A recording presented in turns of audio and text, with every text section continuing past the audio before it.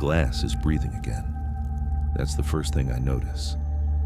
I keep the gauge at 6 degrees, same as every run. Still, frost pulls back from the inside of the reliquary like lungs exhaling. Thin veins of condensation crawl across the surface, shaping something almost human before fading. I log the time, 23:47. Outside, Rome is quiet. Wet cobblestones, distant siren, the hum of the generator under the van. Inside, it's just me, Sister Livia, and the thing we're not supposed to call by name. The reliquary shifts. A child's voice whispers from the frost, counting in a dialect older than Latin. Unus, duo, tres. Each number comes with a tap from inside the glass, 3 taps, then silence. I feel it looking at me through the blur, even though there are no eyes. My breath fogs my visor. I whisper without thinking. Present. The tapping stops. The frost smooths into a perfect mirror. For one heartbeat, I see my own face reflected, and another face inside it, half a second delayed, smiling. Then a voice, smaller than breath. Thomas. That name hasn't left a church register since my baptism, not in any file, not even in Vatican clearance. It shouldn't know. Livia grips my wrist. Her glove squeaks against mine. Don't answer, she says, voice flat, terrified, not even in your head. I don't, but the air in the van changes, pressure dropping, cold thickening. The reliquary fog blooms again, this time from our side of the glass. Every surface starts to bead with moisture, like the van itself is sweating fear. The engine hum dips 1 note lower. The dashboard crucifix swings once, stops mid-arc. Static crawls across the radio band, whispering vowels, reversed syllables, a choir folding in on itself. Livia reaches for the switch, but the dial moves before her fingers touch it, turning itself off. Somewhere beyond the walls, a church bell rings midnight. Then, 3 seconds later, rings again. 2 quick peals, identical pitch. Every light inside the van flickers, double ring. The first rule pounding in my skull. If the bells double ring, change the passenger, not the route. Livia's rosary snaps between her fingers. The child's voice resumes counting, backward now. Tres, duo. Unus. The frost goes black. I grab the logbook, hands shaking, write without looking up. Logged 23:51. Temperature 6.3 degree Haney. Auditory manifestation, infantile. Bell double ring, no response given. When I finish the note, the glass is still, but my reflection's mouth is still moving. And in the silence after, I swear I hear the bell start a 3rd time. Soft, distant, rehearsing the next rule. That was my first double ring. The night I learned what the rules were really for. People imagine the Vatican as light and marble. They never think about the tunnels. 3 floors down, past the museum archives and the security checkpoints, the walls change. Stone becomes concrete, polished white turns to gray, and you start to hear the hum of the temperature control systems that run beneath the holy city. That's where I work. I don't guard saints. I guard the things the saints couldn't stop. Officially, my job title is containment contractor. Unofficially, I'm a driver. The church calls our unit Peregrinus Division, the Pilgrims. The irony isn't lost on any of us. We're not pilgrims. We're couriers for hell. I joined 8 years ago. Before that, I was a Marine. Infantry, 3 tours, 2 commendations, 1 ruined marriage, and a memory I can't drink away. We were stationed near Sangen when the convoy got hit. My buddy Hayes took a round through the shoulder and bled out while I hid behind a wall of sun-baked dirt. He called my name 3 times before he stopped. No one else heard it. I did. Sometimes, when I drive at night, I still hear that call sign over the radio, mixed in with static.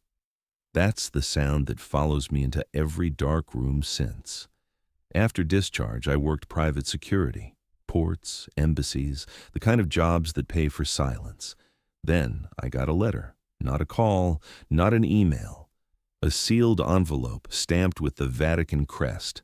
The offer was simple: permanent employment, full immunity, tax exemption, and one rule: absolute confidentiality. I thought it was a scam until they wired the signing bonus. That was 12 years' salary for most people. So I signed. They flew me to Rome under a false name. A man in a gray cassock met me at the airport and said, "Welcome to the last job you'll ever keep." He wasn't joking. Orientation was 3 hours long, no sermon, no choir. Just an old priest named Father Severin, our division head, explaining how reality bends when you push too close to faith. He didn't read from a Bible. He pointed to a steel plate mounted on the wall, 5 lines etched deep. He said, "These are not prayers, these are survival protocols." Then he read them out loud. 1. Never confirm a name. If something calls you by your name, especially your baptismal name, don't respond. Silence is armor. Words are doors. 2. Keep the glass cold. Every reliquary must remain below 6 degrees Celsius. Heat is movement. Movement is awareness. 3. Never let it hear a prayer in full. A completed prayer is a circuit, and a circuit lets something through. 4. Do not bleed in the van. Blood is mapping fluid. It draws roads where none should exist. 5. If the bells double ring, change the passenger, not the route. The route is sacred geometry. Never alter it. The thing will try to make you turn. Don't. That was it. 5 sentences standing between us and everything that ever learned to whisper back. Father Severin looked like someone who'd already seen the end of the world and decided to manage the paperwork. White hair, thin face, one glass lens over a dead eye. He moved slow, deliberate, like gravity weighed more for him than for everyone else. His voice was calm, academic, stripped of emotion, the way doctors sound when they tell you a limb has to go. When I asked what we actually transported, he said, "Relics. Some holy, some profane, all awake." And that was the end of the briefing. Our night crew consisted of 4 people: Father Severin, command and oversight; Captain Rhoda, ex-Swiss guard who handled weapons and outer security; Sister Livia, a Jesuit-trained nurse in charge of monitoring vitals, temperature, and atmosphere inside the containment van; and me, the driver. We never used first names. Names have weight down there. Everyone goes by title, rank, or silence. Livia once told me she joined because her brother died during an exorcism in Palermo. She said she wanted to understand what killed him. Now she handles creatures that make exorcisms look like bedtime stories. Captain Rhoda is the skeptic. He calls our job blasphemy in transit. He thinks these things should be destroyed, not driven. But he keeps showing up every night with his rifle and his quiet hatred for the work. I think it's the only thing keeping him sane. The van itself is unlike anything on Earth. An armored capsule wrapped in lead and glass with one central pod, the reliquary chamber. It's the size of a coffin, filled with a misty refrigerant that smells faintly of myrrh and ammonia. Inside goes the passenger. Sometimes that means bones, sometimes preserved flesh, sometimes something still breathing. We're told not to look directly at the passenger, but everyone does once. Only once. The inside walls of the van are engraved with short prayers, not in Latin anymore, just in shorthand code. They're supposed to suppress resonance. I don't know if they work. But the moment you start the engine, you can feel the pressure in your ears drop, like the van's driving underwater. We have 5 delivery routes, all underground or within Vatican-owned streets. Each route passes exactly 7 churches. 7 is deliberate, holy symmetry. Every building's bells are tuned to slightly different frequencies. When combined, they create what the Monsignor calls the containment chord. It keeps the passengers asleep. We rotate routes every 3 nights. The destination changes depending on who or what we're moving. The church says it's to disperse metaphysical buildup. I think it's to confuse anyone who's keeping track, including us. A typical night starts with the four of us assembling in the Black Chapel, the lowest chamber under St. Peter's Basilica. The walls drip with condensation even in winter. No crosses, no candles, just floodlights and metal tables lined with reliquaries under glass domes. Each reliquary hums faintly, like an electrical transformer. That's how you know it's active. When one stops humming, it's either dead or free. We've never had the second happen on my shift, but the way Livia double-checks the seals before we move, I can tell it's happened before hers. We sign a manifest before every run.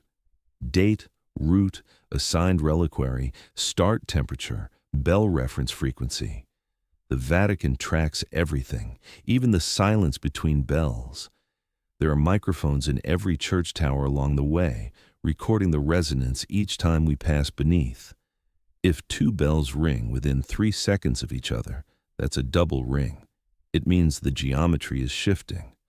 When that happens, we switch containers between 2 reliquaries in the van without stopping the vehicle. Why it works, no one knows, but it does, usually. I remember my first run. I couldn't stop sweating, even in the cold. The reliquary was listed as Object 14, Organic Residue, Vocal.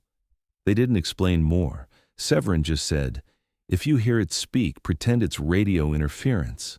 We drove across the sleeping city. Everything was normal until the first bell tower. The sound went through the van like a heartbeat through water. Then the reliquary shifted, just slightly, and something tapped from inside. 3 slow taps. Livia told me that meant acknowledgement. I asked, "Acknowledgement of what?" She said, "That it knows the rules too." After a while, the job stopped feeling like a nightmare and started feeling like a routine. Check the seals. Keep the glass cold. Don't finish your prayers. If something whispers, log it. Don't engage. If you bleed, burn the gauze before you reach the next checkpoint. I even started to appreciate the silence. There's a kind of peace in following rules you don't have to understand. Out there, above ground, people break every rule that matters. Down here, we follow 5. And people stay alive. Still, there are things that get under your skin. Like the temperature, dips that show on the monitor even when the system's stable, or the fingerprints that appear on the inside of the glass before we load the passenger. Or the voices you hear between the bells, half-syllables that almost sound like your name. Severin says the phenomena are residual echoes, harmless, predictable, but when I see Livia flinch at the sound of her own breath fogging the glass, I know she doesn't believe that either. The strange part is how the rules start to feel right after a while. Logical, necessary, like you've known them longer than your own reflection. I used to think the rules were about control.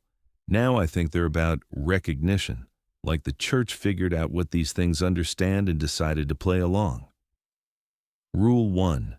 Never confirm a name. That's easy. I barely talk anymore. Rule 2. Keep the glass cold. Livia handles that. She checks the gauges every 5 minutes. I check her hands. If she's trembling, I turn the air down another notch. Rule 3. Never let it hear a prayer in full. That one's harder. The human instinct when you're scared is to pray. You start, "Lord, have mercy," and then you stop yourself, because finishing might wake something older than mercy. Rule 4. Do not bleed in the van. Everyone cuts themselves once. The van's metal edges are sharp. When it happens, you don't panic, you don't speak. You press the gauze, light it, and drop it into the waste chute while the wound still smokes. The smell of burnt blood is better than the alternative. Rule 5. If the bells double ring, change the passenger, not the route. That one's the worst, because when it happens, the whole van shakes, like something outside wants in, or something inside wants out, and you can feel the city itself holding its breath. Most days, I forget why I joined. Then I remember the sound Hayes made over the radio when he called my name. The exact tone, the exact timing. And the night I heard the same sound, pitch perfect, coming from inside a reliquary. I didn't tell anyone, because I followed the first rule. Sometimes, between shifts, I sit in the parking lot outside the basilica and watch tourists taking photos, kids feeding pigeons, priests laughing into cell phones. None of them know what's underneath their feet. I wonder if that ignorance is faith or mercy. Last week, after a double run, I stayed behind to clean the van. Condensation dripped from the reliquary seals. As I wiped the glass, I noticed something etched faintly along the inner edge, letters that weren't there before. Not in dust, in frost. They spelled my name, not Michael, not Arlen, the one no one knows, the one from my baptism, the one I haven't spoken in 40 years. I stood there, watching the frost shift like handwriting from the other side. Then it faded. The glass cleared. The reflection looking back wasn't mine for half a second. It was smiling. I didn't report it. There's no rule that says you have to report being seen. Tonight's another run. New passenger, same route, Minerva to the eastern gate through the 7 churches. The bells will ring twice because they always do on a new transfer. I'll keep driving. Keep the glass cold. Follow the rules. Because that's what we do. That's what keeps the world upstairs believing the light above the altars is just light, not containment glow. And maybe that's enough, at least until the frost writes again. Logged 00802, departure, route, Minerva to Eastern Gate, passenger reliquary 12, status stable, temperature 5.9 degrees. It's routine, or that's what I tell myself. The reliquary sits behind us, humming like a fridge about to die. A thin fog leaks from the air ducts, covering the floor in silver breath. Outside, the city is quiet. Rome always sleeps uneasy. But tonight feels heavier, like the whole place is waiting for a sound it doesn't want to hear. Livia sits across from me, watching the readouts on her monitor.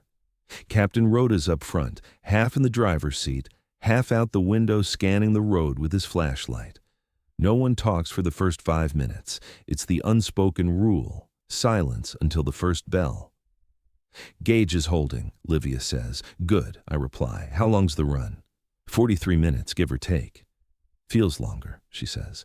Her voice is soft, almost a prayer without words. I can tell she's tired. We all are. The first bell hits at Srijoin 11. Clear, single note, St. Catherine's Tower. Rhoda glances back through the security glass. All good? I nod. All good. But the reliquary makes a noise I've never heard before. A deep, low inhale. The frost shivers on the inside panel and begins to melt. Temperature reads 6.2 degrees. Cooling coil's fine, Livia mutters. It shouldn't climb this fast. Maybe a sensor error, I say. It's not a sensor. How do you know? She stares at me. Because I can feel it breathing. The van rounds a corner. The second bell strikes, then a third. Offbeat, late, not part of the schedule. I check my watch. 0B14. Only 2 towers should be active this hour. But there it is. A third voice, higher, faster, like someone ringing from inside a hollow chest. Captain, I call. You hearing that? Rhoda nods without turning. Could be feedback. Sound bounces underground. Feedback doesn't pray, Livia whispers. We all fall silent. Then the radio clicks on, static. Then the start of a prayer, male voice shaky. Our Father, who art in He. I slam the dial down before it can finish. Half a prayer's safe, a full one isn't. Rhoda snaps, why the hell was that even broadcasting? It's pre-programmed loop, Livia says. Part of the containment cord. It shouldn't. She stops, because the radio isn't off anymore. The dial is still down, but the voice continues, picking up where it left off. Ven, hallowed be thy name. All 3 of us move at once. Rhoda yanks the power cord. Sparks, Silence. I check the thermometer, 6.6 degrees C. Too warm, Livia says. I'll change seats. I tell her, that's not procedure. It's the rule. Keep the glass cold. I swap with her, moving to the opposite side of the reliquary. Instantly, the temperature drops 1 degree. Livia exhales, shaking. It's reacting to you. Or to the seat sensors, I say. Don't start. She looks at me like she wants to believe that. We both know better. 5 minutes later, we pass the piazza. Streetlights flicker, washing the windows in pale gold. Children's laughter echoes from somewhere distant, impossible at this hour. At first, I think it's an echo from the bells. Then I realize the laughter's inside the van. It's faint, but it's there. A dozen voices, tinny and layered, giggling through the glass. Livia clamps her hands over her ears. Rhoda slams his fist against the dashboard. Enough! The sound stops. Then, softly, a single child's voice says, "Driver." I don't answer. Rule 1. "Driver," it repeats, slower this time. Then, in a voice I know too well, raspy, bleeding, the same voice that called me over the radio in Sanguin. "Mike, you left me there." My hands freeze on the steering wheel. Every instinct tells me to speak, to say I'm sorry, to explain. But the first rule drills through my skull. Never confirm a name. I whisper, "You're not him." The reliquary answers in Hayes' voice. Then why do I still remember the sand? Livia reaches for the intercom. "Father Severin, do you copy?" Static. Then the Monsignor's voice, thin and calm. "I hear you. Temperature's unstable. The passenger's vocalizing." Pause. "Stay en route. Do not engage. And remember, faith is observation, not participation." Then he clicks off. Rhoda mutters, "Faith is bullshit." "Don't blaspheme," Livia says. He laughs. "You think God's tuning in tonight?" I don't answer either of them. I just drive.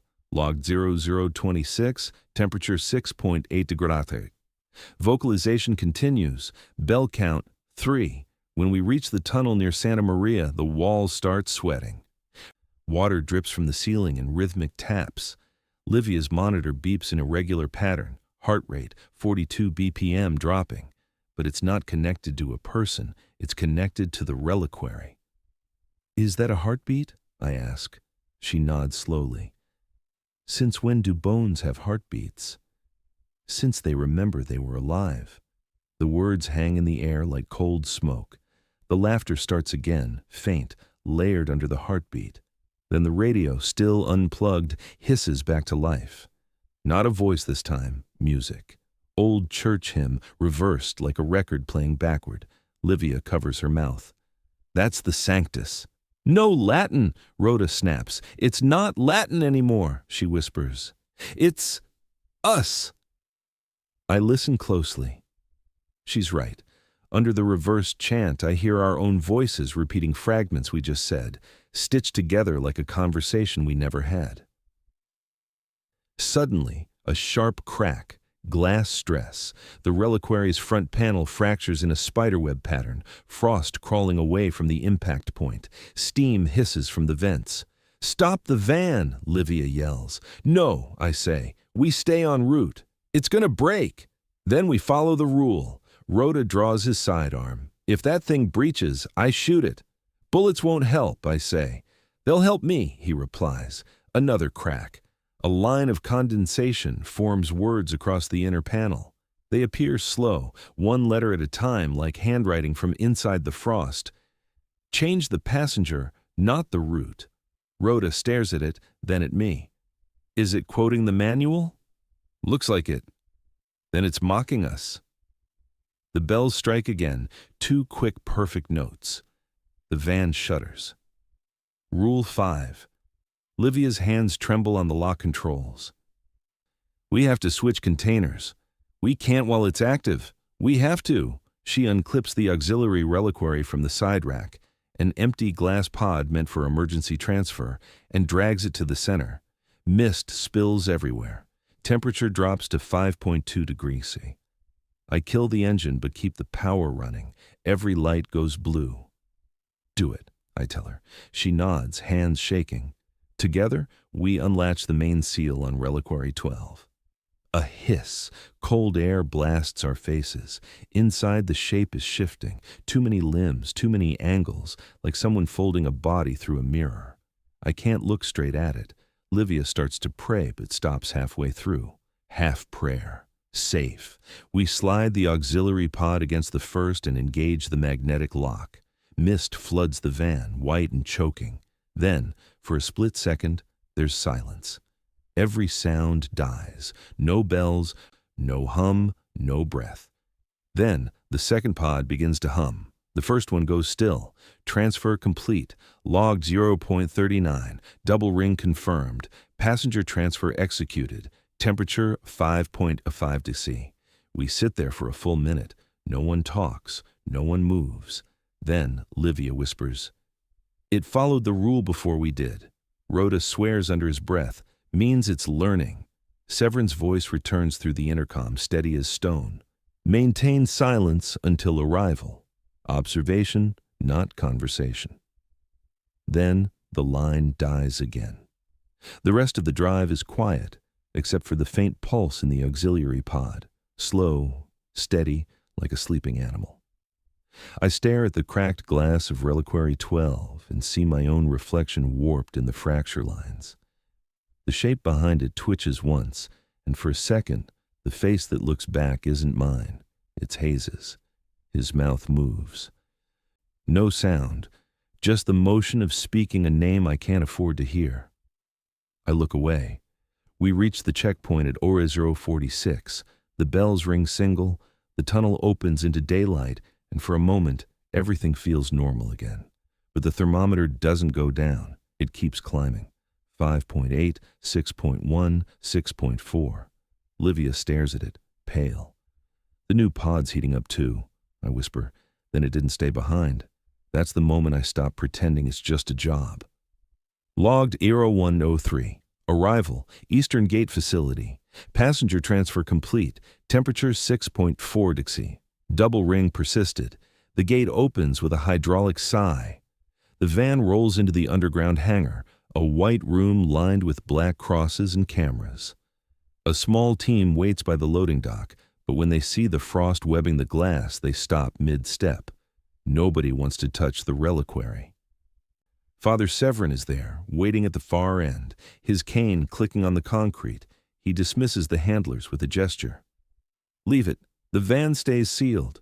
I climb out, legs numb, mind running static. Rhoda lights a cigarette under the no smoking sign. Livia's hands still shake on the clipboard. Severin watches the temperature display over the door, 6.7 degrees and rising. He says quietly, "It didn't stay contained." "No, sir," I answer. "You followed the rule." "Yes, sir. We changed the passenger, not the route." "Good," he says. "Then you're already part of the process." I don't understand what that means, and maybe that's why he finally decides to tell me the truth. He leads us into the observation chapel, a narrow corridor lined with mirrors instead of windows. Behind each one, a reliquary sits under dim blue light. Some look empty.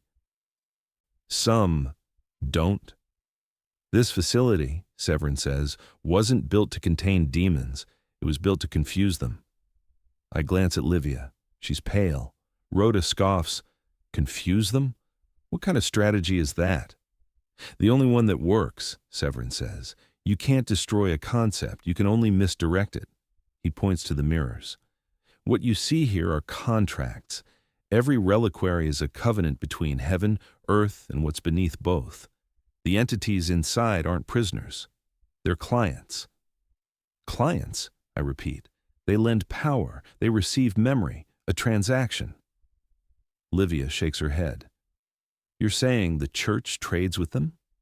"The church doesn't trade," Severin says. "It balances accounts. Every century or so, reality accrues interest." Rhoda flicks his cigarette away.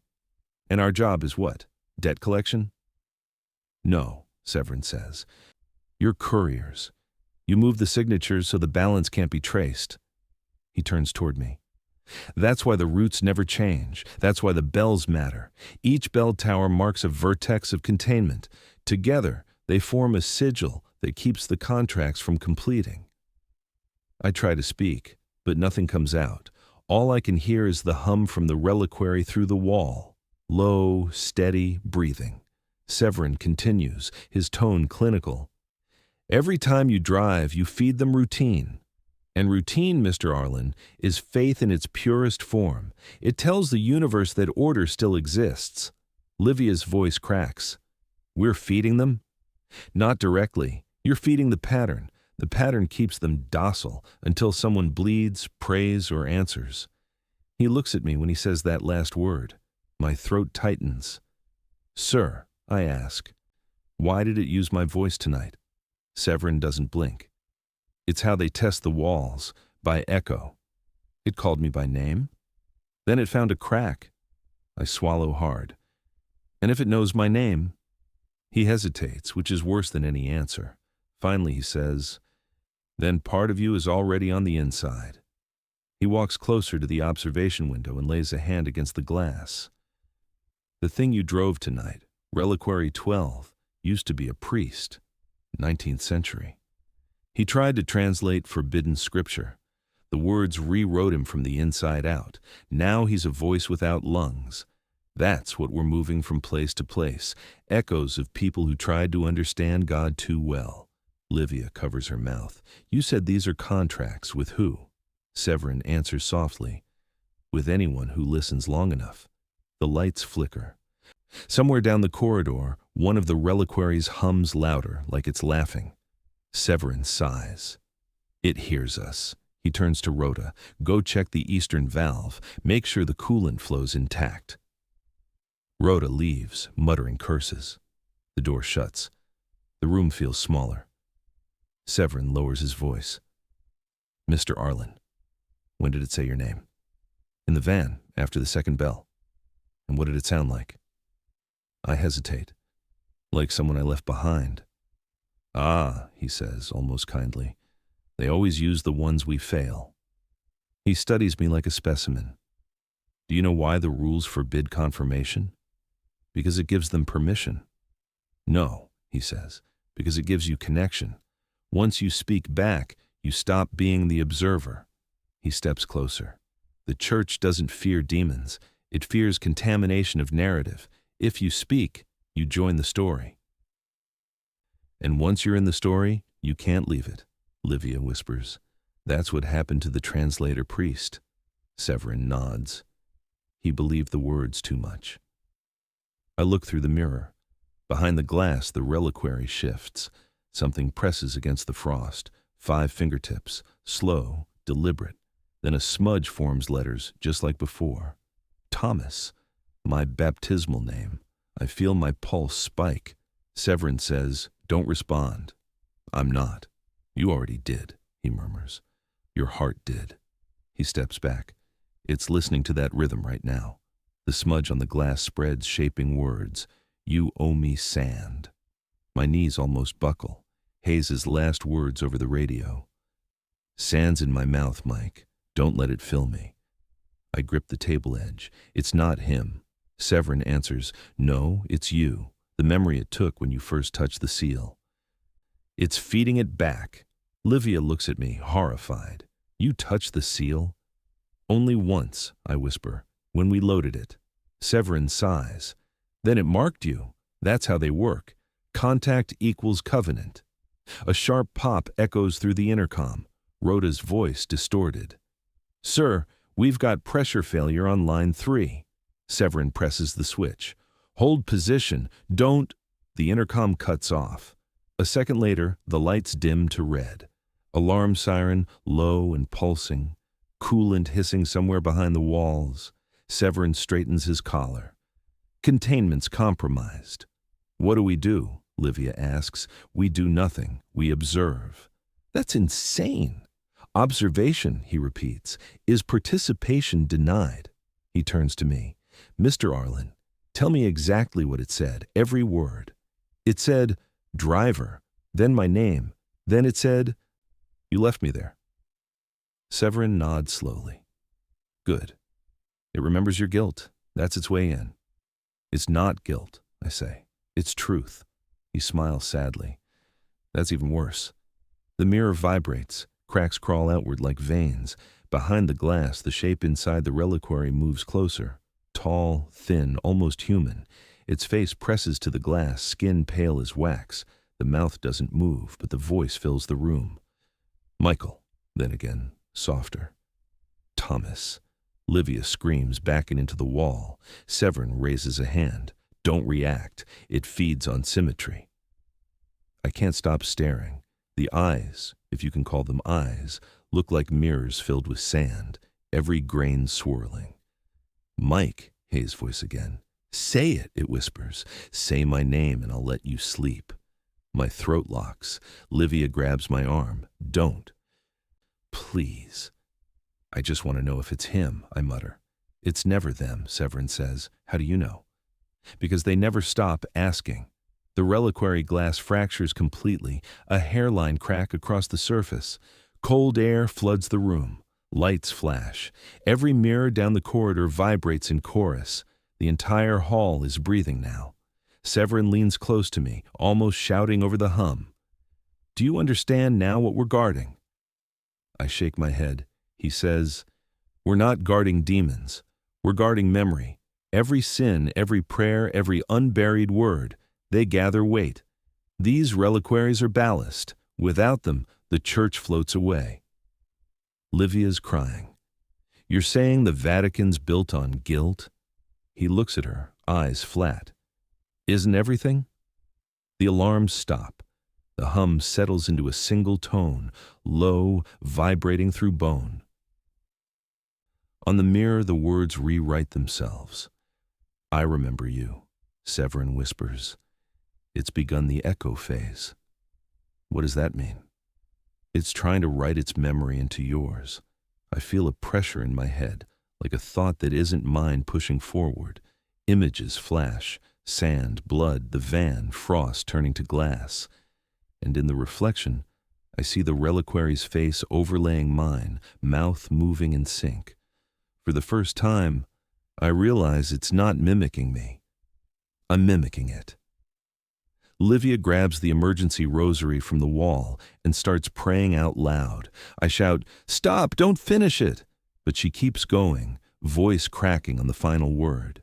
The room snaps like elastic, pressure dropping, air freezing. Her breath crystallizes mid-sentence. Severin closes his eyes. Half a prayer opens a window. A full one builds a door. Then he turns to me. And you just found out which side you're on. The reliquary bursts from the wall in a cloud of freezing mist. No shards, just air imploding. For a heartbeat, everything is white. Then silence. When it clears, the chamber is empty. The mirrors are blank. Only one reflection remains, mine, standing where the reliquary used to be. Severin's voice comes from far away. Observation, Mr. Arlen. Remember, you're not witnessing them. They're witnessing you. I turn to him, but he's gone. For a second, I thought the explosion erased him, but maybe it just moved him to the other side of the glass. The air was still shaking when the mirrors started to hum.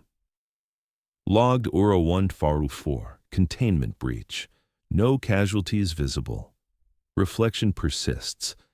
I don't know who wrote that line in the logbook, because when I close it, the handwriting isn't mine anymore. The mirrors start humming. Low at first, then deep enough to shake the floor. The sound crawls through my teeth, down my spine. It feels like being inside a throat about to speak. I can't find Father Severin. Livia's frozen mid-prayer, her breath turned to frost threads around her face. Her eyes are open, unblinking. Behind the glass, her reflection moves before she does, half a second early, smiling. The sirens never start again. The power's dead, but the lights keep burning, colorless. Every bulb flickers to the same rhythm as my pulse. 0147. I log it automatically, handshaking. Logged 0147, visual anomaly, mirror drift, Livia unresponsive, reflection independent. The hum becomes a pitch, too high, too thin, like metal singing in prayer. Then the bells start. Not outside, inside. Every reliquary, every corridor mirror ringing from the glass itself. Hundreds of tiny, perfect tones in sync. Then they start to double. 2 notes, back to back, every second. The same double ring that means change the passenger, not the route. But there's no route left, only me. "Livia!" I shout, no answer. Her mouth opens, slow, like she's remembering how. A whisper leaks out. "Thomas!" I stumble back. Rule 1 screaming in my head. Never confirm a name. I cover my ears. It doesn't help. The whisper isn't sound anymore. It's pressure, sliding under my skin. The mirrors ripple. My reflection fractures into dozens of versions of me, each slightly late, each blinking at the wrong time. One smiles. Only one. The air smells wrong. Cold metal and blood turn sweet like copper soaked in wine. My stomach flips. The smell is inside me. I turn toward the corridor. The reliquaries lining the walls are melting from the inside, frost dripping upward, not down. Inside each one, silhouettes move. Some crawl, some stand still, waiting for me to look. The bells grow faster. Double, double, double. The sound turns into heartbeat. My radio hisses. A dozen voices, all mine. "Route confirmed. Keep the glass cold. Don't answer. Observation, not conversation." "Michael." The last voice is Hayes, then Father Severin, then both at once. I drop the radio. It keeps talking on the floor. Livia finally moves. She turns her head toward me in slow clicks, vertebrae grinding like clock gears, her lips blue. Her breath makes no sound, but the reflection behind her screams, mouth wide, no voice, just a hole where air should be. The scream stretches the glass, cracks form. Light leaks through. Then she blinks. All the mirrors blink with her, hundreds of eyes snapping shut and open again in unison. I run, boots sliding on frost. Every corridor loops back to the same one. I mark the wall with my knife, steel on stone. But the mark appears before I carve it, a few feet ahead, already waiting. The halls know where I'm going. I find a door marked Exit, Observation Archive. I push through. The archive is a cathedral of screens, rows of monitors showing live feeds from every route, every van, every tunnel, every driver. Each driver is me. I watch one screen closer. The timestamp, Vurutu, departure. Same log I wrote earlier. I see myself driving, calm, talking to Livia. Then the radio plays, then the bells, the same events, perfect loop. Except this time, when the child's voice whispers, I answer. My recorded self turns, lips moving. Present. The monitor goes black. Then my name appears on it, typed slowly. Thomas. A figure stands behind the screens, not Severin, not human. Its outline flickers, tall and narrow, the shape you glimpse through frosted glass when someone's on the other side. It's me, but stretched, eyes too far apart. It speaks without sound. The voice arrives from everywhere at once. You made the route. You made the rule. You just didn't remember. I shake my head. That's not true. The voice continues. You drove the first van. You carried the first echo. You forgot to stop. I back away. The screens behind it flash images, roads, tunnels, van interiors. All me. Different uniforms, different decades. Same face, aging backward. I trip over Livia's rosary on the floor. Beads scatter. Each one reflects light like tiny eyes. The reflection version of me kneels down on the other side of the nearest monitor, mirroring the motion. It presses its palm to the glass. My hand moves the same way without meaning to. The skin between my fingers burns cold. I can feel its heartbeat through the screen, and it's faster than mine. Something moves in the periphery. Rhoda. He staggers out of the smoke, face ashen, gun still drawn. "Don't touch it," he yells. "I didn't," I say. "Yes, you did." He raises the gun, aiming past me. Step back! The reflection tilts its head, mimicking him perfectly. Rhoda fires, glass explodes, sound folds. The bullet passes through the screen, hits nothing, but the crack spreads up the wall like lightning. Every monitor bursts in sequence, light flaring white. When it fades, Rhoda's gone. Just gone. Only his voice remains, echoing in the speakers. Faith is participation denied. I can't breathe. The temperature gauge on the console reads 7.0 degrees. Impossible. The glass walls drip with condensation that runs upward. Gravity's forgotten which way is which. The voice returns. Mine again. Keep the glass cold, Thomas. If it warms, you come back. I grab the fire extinguisher and blast the screens with frost. The hiss fills the air. The voice cuts off. For a second, there's peace. Then the bells ring again. This time, not in doubles, triples, 3 identical tones over and over. The air pressure changes, my ears pop. The corridor outside groans like a lung collapsing.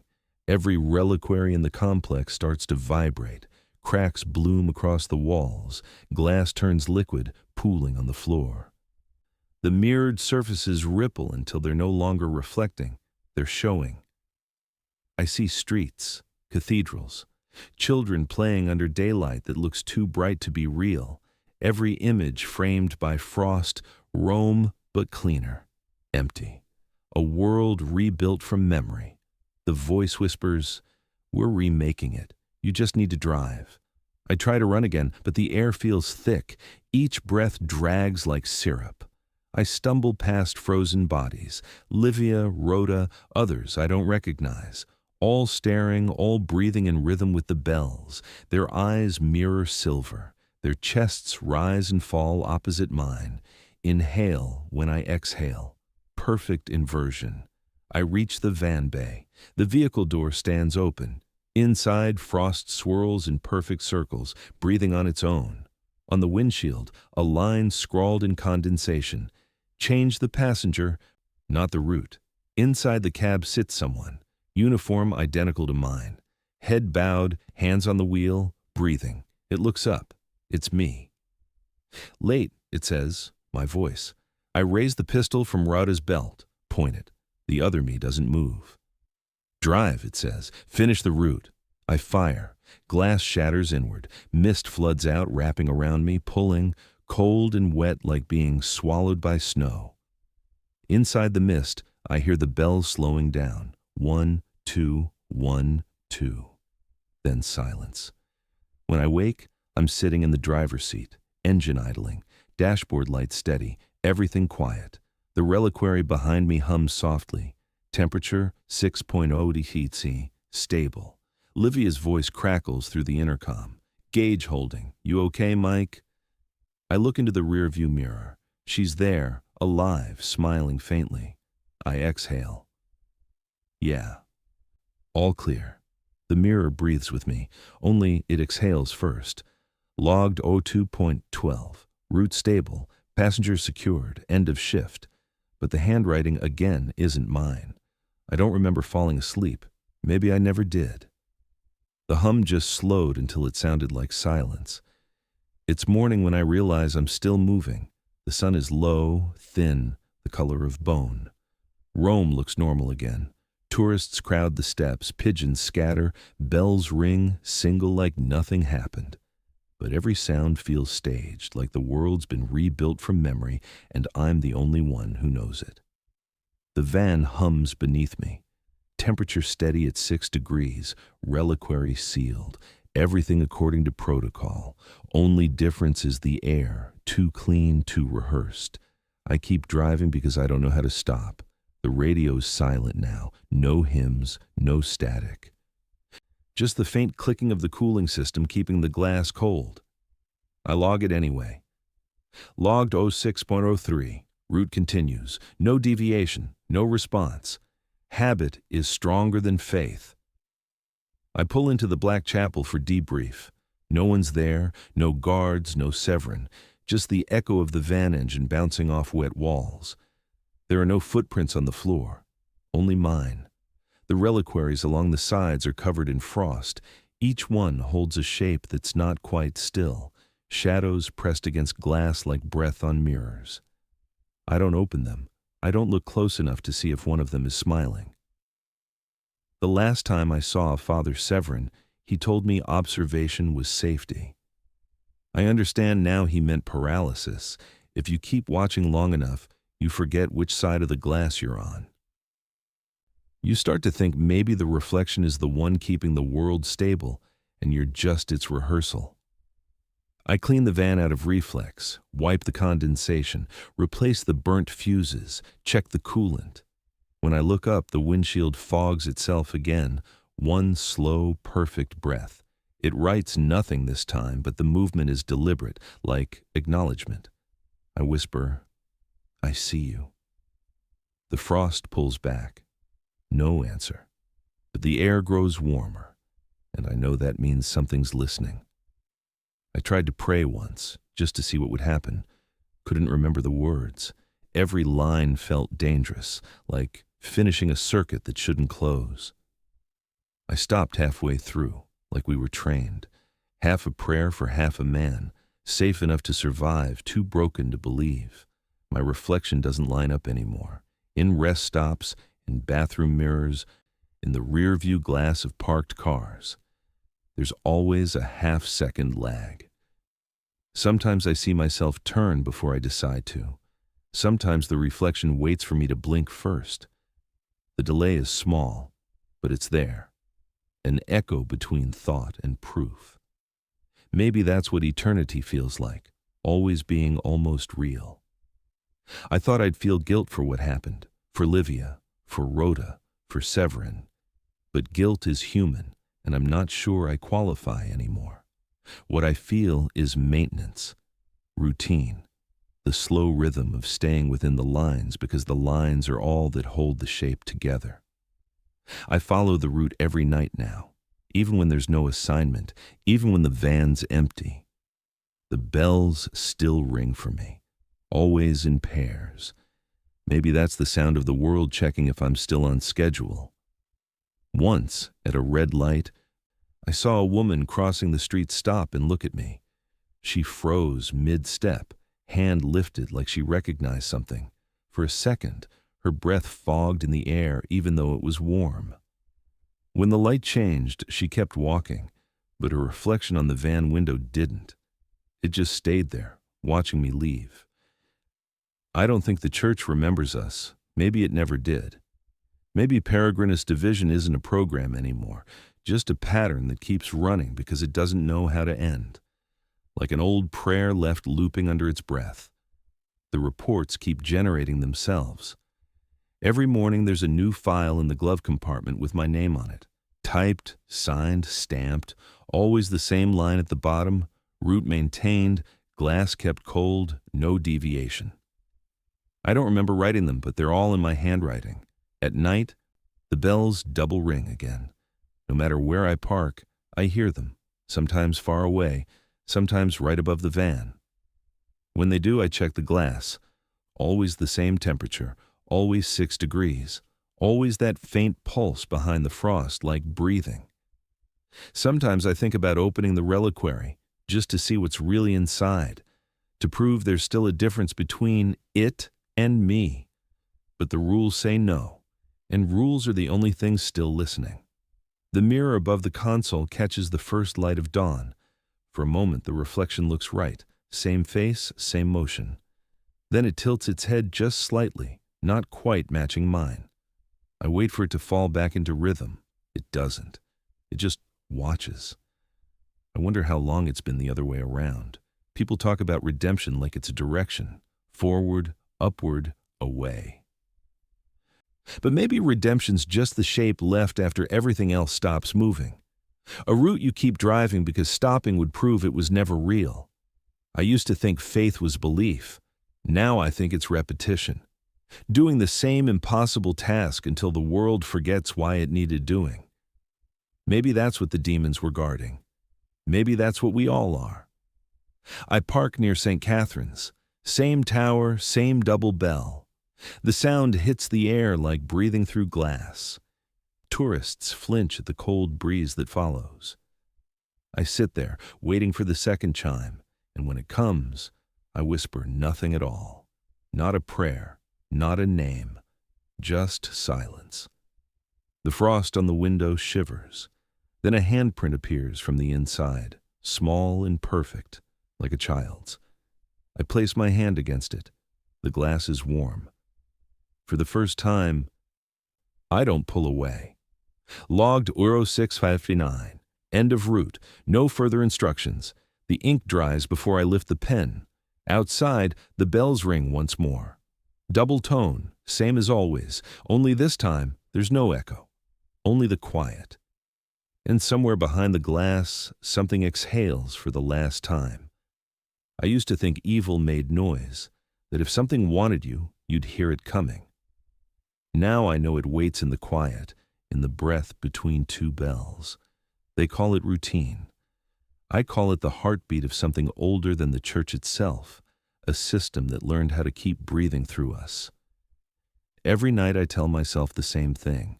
Keep the glass cold, keep the engine running, keep the bells in order, and every night the world stays the same, because someone like me is still on the road. That's the trick. You don't guard demons. You become the rhythm that keeps them sleeping. There are moments when I almost forget. When the frost looks ordinary, when the air doesn't hum. Then, a car mirror flashes my reflection a half-second late, and I remember I'm not behind anymore. I'm parallel, running alongside whatever's left of me. If you ever drive through Rome after midnight and hear the bells ring twice instead of once, don't stop. Don't look for the van. Don't try to see who's inside, because by the time you notice the frost, it's already noticing you. I've started hearing the counting again, not loud, just a breath against the window when I close my eyes. 1, 2, 3. Always in the same order, always ending before 4. Maybe that's mercy. Maybe it's the system resetting. Sometimes I imagine the child's voice is mine, younger, unbroken, trying to remind the world that the rules still mean something. Sometimes I think it's just the sound of the glass breathing, waiting for heat, because warmth means attention. Attention means invitation, and invitation is how it starts again. If you ever find yourself in a place that feels too still, check the temperature. If the air is colder than it should be, leave. If you hear the second bell follow the first two closely, walk away. And whatever you do, don't answer when something says your name. Names are doors. Once they open, they never close the same way twice. The frost on my windshield never lasts long now. It forms, exhales, clears, like it's remembering the pattern. Each breath a signal, each pause a prayer I never finish. I don't know if the world is safe because I keep driving, or if I'm the reason it still needs guarding. But I know this. When the glass breathes, something on the other side is practicing how to be human, and when the bells ring twice, it means it's ready to try again.